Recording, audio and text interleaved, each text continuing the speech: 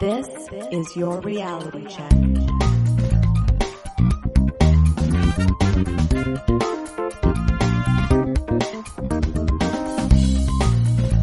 Hi everyone, and welcome to The Reality Check, the weekly Canadian show that explores a wide range of controversies and curiosities using science and critical thinking. This is the show for August 14th, 2018, and I'm your host, Darren McKee. With me, as usual, are Adam Gardner. Oh, hey, what's up, Cuboids? Christina Roach. Hey, everyone. And producer Pat. Hi, Chuckers. We have a great show for you today. Pat is going to give us another game of Name That. But first, mailbag time. We get a lot of interesting messages along the way, and we thought we'd take some time to respond to them. Christina. So we got an email from checker nurse Matt in Minnesota who has written in before. Here's his email. Listening to your podcast on politicians and music, I was curious if any of you feel that one reason for the disparity between Democrats and Republicans isn't only because, as stated, most artists are left-leaning, but also how often politicians seek the permission. Is it possible that Republicans fail to seek out the blanket licenses more often than Democrats? Is it also possible that Republicans choose to use licensed music more often? I'm left-leaning, but can't think of a single instance off the top of my head of Democrats using a licensed song, although I'm sure there are plenty of examples, while I can recall 5 off the top of my head that Republicans have used. Okay, so that's the end of his email. It's a good point, Matt. So, Matt, we don't have any reliable stats around how many may seek permission, but I personally don't believe it's because Republicans are seeking permission less than Democrats or failing to purchase a blanket license from performance rights organizations, as you mentioned. During my segment, I talk about the fact that many of the venues that hold these rallies already have these blanket licenses. So technically, anyone can play the songs at their event covered by that license in that venue, Republican, Democrat, whatever. I believe it has more to do with the artists often being more liberal-leaning, so therefore the bulk of complaints have naturally been against Republicans. So for example, if you remember, I mentioned that I can no longer hear Fleetwood Mac's hit Don't Stop without associating it with Bill Clinton. Now, Mick Fleetwood has publicly said that Bill Clinton's campaign never asked for permission to use that song as his 1992 campaign anthem, but because the band was Democratic-leaning, they didn't really care or object. A Rolling Stone article I reference also mentions the band Gym Class Heroes song, The Fighter, which appears on a Hillary Clinton Spotify playlist, which her presidential campaign did seek and receive permission from the band to use. The band singer who co-wrote that song says, quote, "If it wasn't Hillary, and I didn't necessarily agree with their stance, it'd definitely be an awkward position. When you're in a position of being super impressionable on people, you've got to be careful how you step." Now, Walt Hickey says in 538 that according to his research, only twice have Democrats have been asked to stop using a song. Obama used Sam and Dave's Hold On, I'm Coming and received a very thoughtful and well-written cease and desist letter from Sam Moore. Now, if I'd had more time when I originally did the segment, I would have actually read it to you, but I do link to it in those show notes, and I just want to read a short excerpt from it for context. I have not agreed to endorse you for the highest office in our land. I reserve my right to determine who I will support when and if I choose to do so. My vote is a very private matter between myself and the ballot box. I therefore must stand firm on being given the respect and courtesy of being asked if I mind having my talent, name, and fame associated to you or any other candidate running for office. Now, I've got to read you the end part of his letter because it's very profound. I do wish you well in your quest for the nomination, having been hit with rocks and water hoses in the streets in the day with Dr. King as part of his artist appearance and fundraising team. It is thrilling in my lifetime to see that our country has matured to the place where it is no longer an impossibility for a man of color to really be considered as a legitimate candidate for the highest office in our land. Best cease and desist letter ever. Mm-hmm. So it sounds like it doesn't necessarily have a problem with the candidate. He just has a general problem with anyone using his music. That's what it sounds like to me. Policy. But anyway, So there you have it. Thanks for writing in, Matt. Thanks, Christina. And now on to Pat. So we got a few messages about a segment I did on episode 506 about being able to open a plane door at cruising altitude. In that segment, I also talked about whether planes flush their toilets outside the plane while in flight. Modern planes do not. However, we got the following note from Larry H. After listening to your segment about toilets on airliners, I must confess that I regularly peed into the sky while flying over the southwest United States. Yes, it's true. My urine went directly into the sky while flying over California, Arizona, and Oregon. It was 1972, and I was a student in the U.S. Air Force Navigator training assigned to Mather Air Force Base in Sacramento, California. We flew in the T-29 trainer airplane. The relief facility for urine was a bowl-shaped receptacle located on the aft bulkhead of the passenger cabin. The drain from the collecting bowl led directly to a small, red-painted pipe that protruded from the underside of the fuselage. What went in the top came out the bottom. We were prohibited from using the relief tube on the ground. Feces were collected in a plastic bag that lined the primitive no-flush toilet, also located at the rear of the cabin. In the 20 training missions I flew, I never saw that system used. I suspect that facilities like those installed in the T-29 were not uncommon in airplanes built during the era of propeller-powered aircraft. They were simple and highly effective for their purpose. They also reflected an attitude that is still shared by many. The solution to pollution is dilution. To tell the truth, I wasn't concerned about using this equipment. Even though my wife and child lived below our flight path, vaporizing 6 ounces of pee at 18,000 feet didn't seem to me to present a hazard to my loved ones. By the way, if you're upset about this practice, it's probably best that you do not research what happened when people flushed the toilets while riding aboard trains. Speaking of which, we also received this email from Al in Nottingham, UK. He writes, "Love the show. Following your segment on planes not dropping excrement from the sky, you may be interested to know that trains in the UK continue to flush raw sewage onto tracks." Wow. Continue. Wow. Feces and toilet rolls are a common sight on the tracks at train stations, and it's a hazard for railway workers. This Guardian article suggests that railway companies may be cleaning up their act. So he links to an article which says that the dumping of waste onto tracks will stop in 2019 when train fleets are updated, but currently about 500 train carriages still flush out toilet waste directly onto tracks. I don't know about you guys, but I found that really surprising. I find that really surprising, too.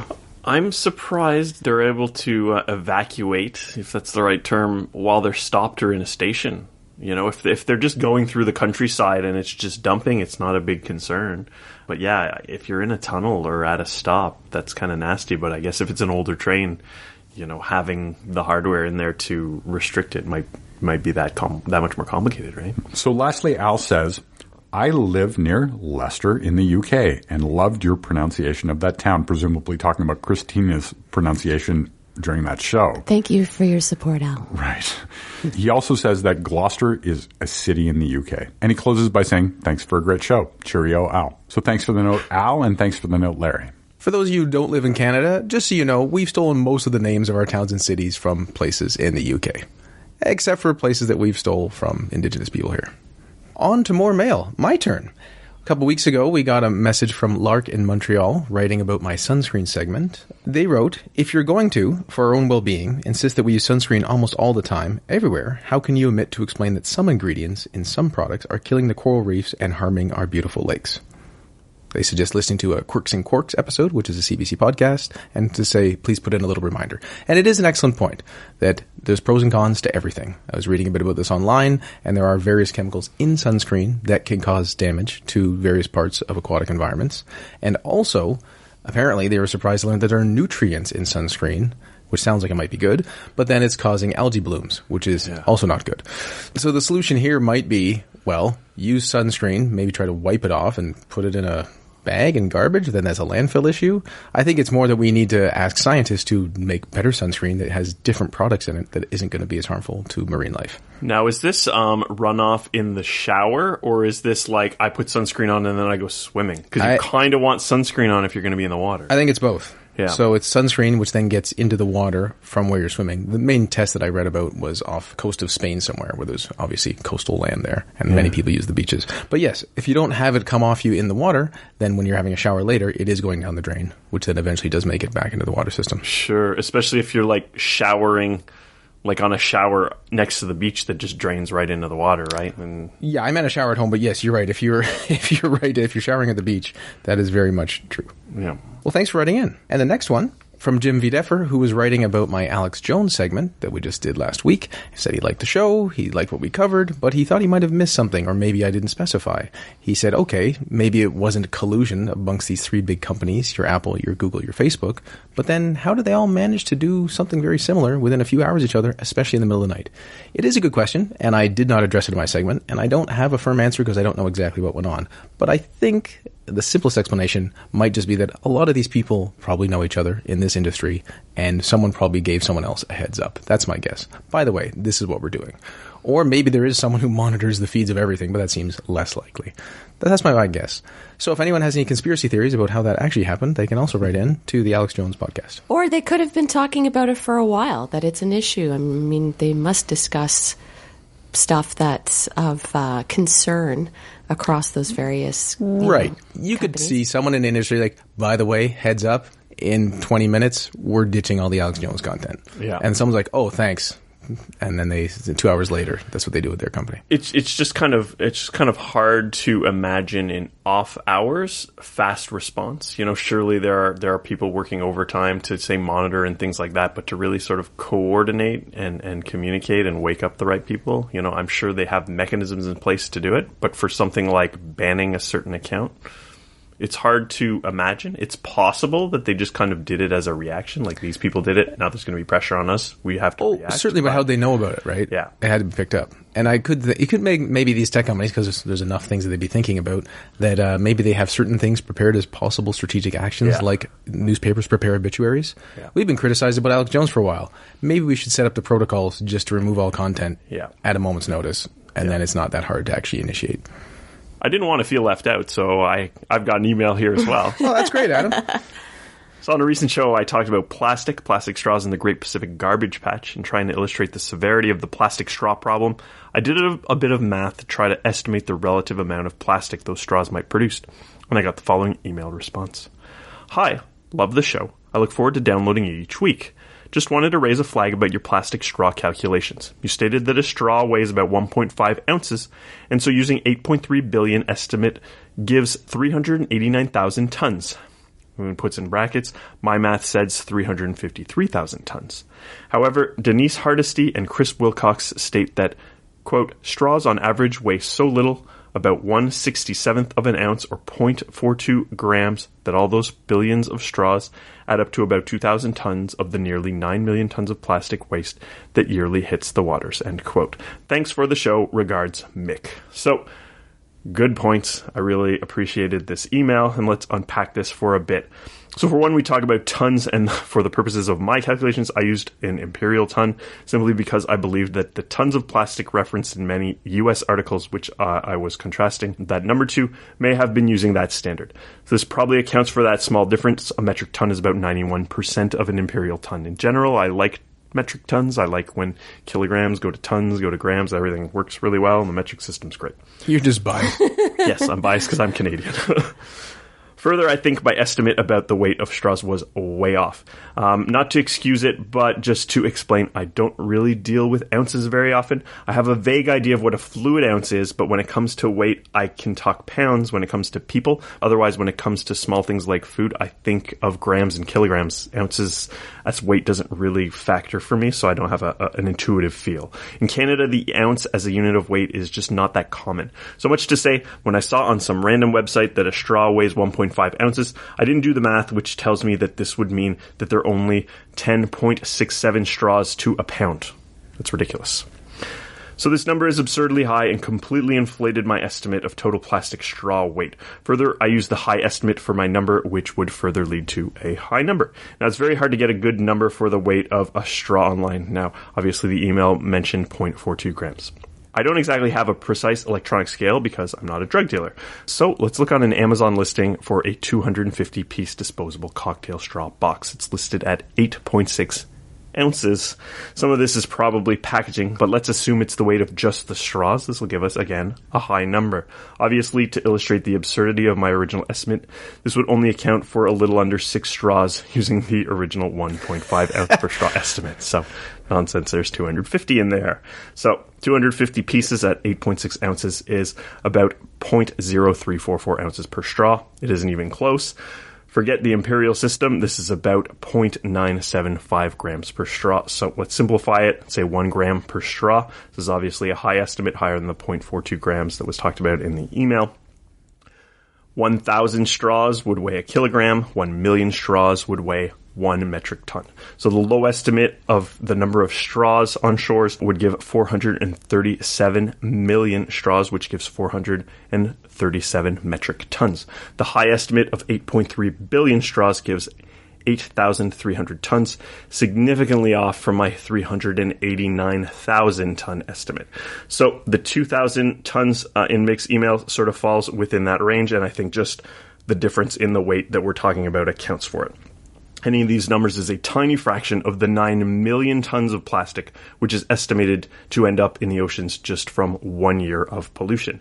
Now, this doesn't generally change my general conclusion that, like with many ecological concerns, small, often not terribly significant savings can get one in the right mindset of pushing for change. But what we can say is that when it comes to regulations that solely and specifically target straws, these are not likely to make a dent in the very large, very real problem of plastic in our oceans. I still advocate for proper disposal of plastic products and believe that the biggest place to be looking to improve the plastic problem would be better waste management in China and India. Maybe someone should make a nice Winnie the Pooh cartoon to convince their governments of this. Nice tie-in. Thanks, Adam, and thanks to everyone for writing in. We really do appreciate your messages. Mm-hmm.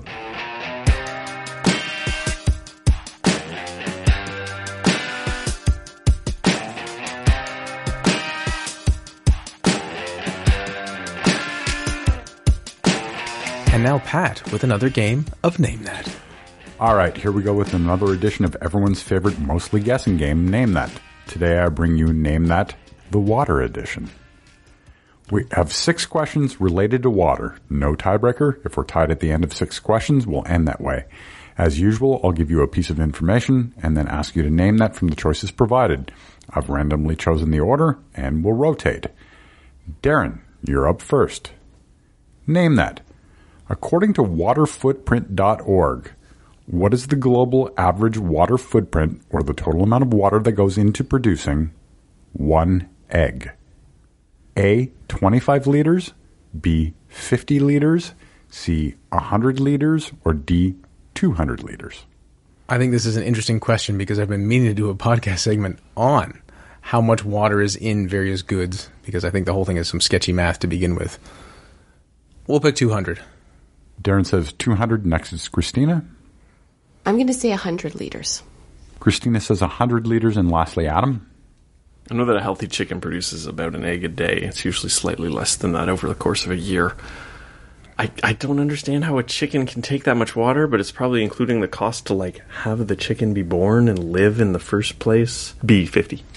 Adam says 50. The global average water footprint, according to waterfootprint.org, of an egg is 3,300 liters per kilogram. One egg of 60 grams, therefore, has a water footprint of about 200 liters. That's about 53 gallons for our American checkers. So congratulations on that one, Darren. Thank you. I do admit that it might be nonsense, because I think we're all having the idea of how do you compress that much mass into the size of an egg? So there's got to be more to it. Yeah. But I mean, this is about overtime. This is about raising the chicken so that it comes to the place where it may still be nonsense, but it's not as simple as that. No, of course not. That's why I think it might be a good future segment. Are you dividing the number of eggs laid by the chicken in its lifetime by the cost of the chicken? How much water does it take for a human to digest one egg? 1,000 liters. Who knows? Yeah, I don't know. I'll take the point, though. All right, question number 2. Christina, name that. Which country consumes the most bottled water per capita? A, Thailand, B, Mexico, C, South Africa, or D, the United States? I'm going to say B, Mexico. Christina says B, Mexico. Next is Adam. I want to say it's going to be a country that doesn't have access to clean water, but I think it's going to be one of those it's ironically the United States, even though they have more access to clean water because they like to spend money on things that are not important and not necessary. So I'm going to say United States of America. So Adam says D, the United States. And lastly, Darren. It's a good question because I'm being pulled initially to Mexico, like Christina was, and then to the United States. I'm like, then South Africa is recently having a water issue. Would that make it more or less likely? But I'll say God bless America, just like Adam. So Darren says the United States as well. The top 5 are Germany at number 5. United States is number 4. Oh. Number 3 is Italy. Number 2 is Thailand. The most bottled water consumed per capita is Mexico. Yay. Canada is not in the top 20. Really? All right, question number 3. We know it's a myth that you need to drink 8 glasses of water a day because Darren's covered it on the show at least twice. I covered it once as well. One reason, you get a lot of the water you need from food. Adam, name that. What percentage of an average apple is water? A, approximately 65%. B, approximately 75%. C, approximately 85%. Or D, approximately 95%. As a large bag of mostly water, as the nanites from Star Trek The Next Generation like to say, I know that I am mostly water, and an apple seems to be more water than me, so I'm going to say 85%. Adam says C, 85%. Next is Darren. 95. Darren says D, 95. And lastly, Christina. I'm going to say 75% B. That was B, right? Yes, Christina says B, 75%. Your typical apple is made up of carbohydrates and a variety of vitamins and minerals, but the majority of the apple, about 85% of it, is water. Going into question 4, I have it all knotted up with 1 each. Question number 4, Darren, name that. On average, what percentage of the weight of salt water comes from dissolved salts? A, 1.5%, B, 3.5%, C, 5.5%, or D, 7.5%. Not to be pedantic, even though that's the kind of show we bring, there are different types of salt water, are there not? There are. The average salinity of salt water. I think I will go with 1.5. Darren says A, 1.5. Next is Christina. I'm going to go with 1.5 as well. Christina agrees with 1.5. And lastly, Adam. I will go with 3.5. Adam goes with B, 3.5. On average, seawater has a salinity of about 3.5%. Somewhat related, I found this interesting while reading up on the salinity of water. The Dead Sea is one of the saltiest bodies of water in the world. Known as a hypersaline lake, it has a salinity of over 34%. Whoa. Wow. It's like Campbell's soup. Nice. All right, question number 5. Alex Segura Vendrell of Spain holds the record for the longest time holding his breath underwater. Christina, name that. How long did he hold his breath? A, 12 minutes, B, 18 minutes, C, 24 minutes, or D, 30 minutes? Trying to imagine someone holding their breath for 30 minutes. That's crazy, but I'm going to say 24. Christina says C, 24 minutes. Next is Adam. All of these numbers blow my mind. Mm-hmm. I'm going to go with 30 just because, what do I know? 30, sure. I was going to say Adam, they all blow my mind also, and I don't know how, was it hypoxia or brain damage is not setting in? It might have partially. So I will pick the smallest number, 12. All right, and Darren says A, 12 minutes.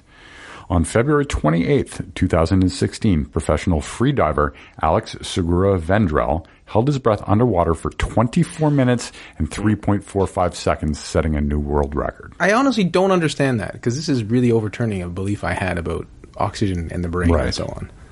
Yeah. All right, going into the last question, I have Christina and Adam tied with 2 each, Darren trailing with 1, and I believe this is the most interesting question of all. Question number 6. You guys probably know that water makes up about 71% of Earth's surface. But what percentage of the Earth's mass is water? Adam, name that. Is it less than 1%, B, 10%, C, 20%, or D, 30%? So I know that, like, the thickness of the atmosphere is like the peel of an apple. Like, it's thin like that. I don't know how deep the oceans are, but I imagine they're not much different than that. So I'm going to go with 1%. I think it's very low. Adam says less than 1%. Next is Darren. Earth is what? 5.98 times 10 to the 24 kilograms? If only I knew the mass of water, then I could do some subtraction. Can do some quick math in your head. Well, I would, but I don't, so... I can't even count straws, so... What was the second and third option, Pat? Less than 1%, 10%, 20%, or 30%. 10%, he says hesitantly. Darren says B, 10%, and lastly, Christina. I was going to say 10% too, so I'm just going to stick with my 10%. Christina agrees with Darren at 10%. Scientists calculate that the oceans of Earth weigh 1.3 billion trillion kilograms, or 2,976 trillion pounds. Oh, get to the point. I'm dying here. This is just 1/4,400th the total mass of Earth, which means that while oceans cover 71% of Earth's surface, they only account for 0.02% of our planet's total mass. Congratulations, Adam's your winner. Thanks, Pat, for another fun game, and thanks for joining us once again. Today we give you a diverse mailbag, showing that we do really appreciate your messages, and they do require some follow-up, and we end up learning things along the way, especially when you correct our math or other errors we leave out. Pat gave us another great game of Name That, Water Edition, which Adam was the winner. Congratulations, Adam. Thank you. Until next time, think better to act better. Peace out, cuboids. Stay classy, not smartassy. We'll talk to you next week, everyone. Think better to drink better. Water Edition. For show notes or to discuss this episode, visit our Facebook page and website at trcpodcast.com. For general inquiries or to send a topic or parody suggestion, email info@trcpodcast.com. Help support the show by leaving a review on iTunes and liking us on Facebook. Follow us on Twitter at TRC_podcast.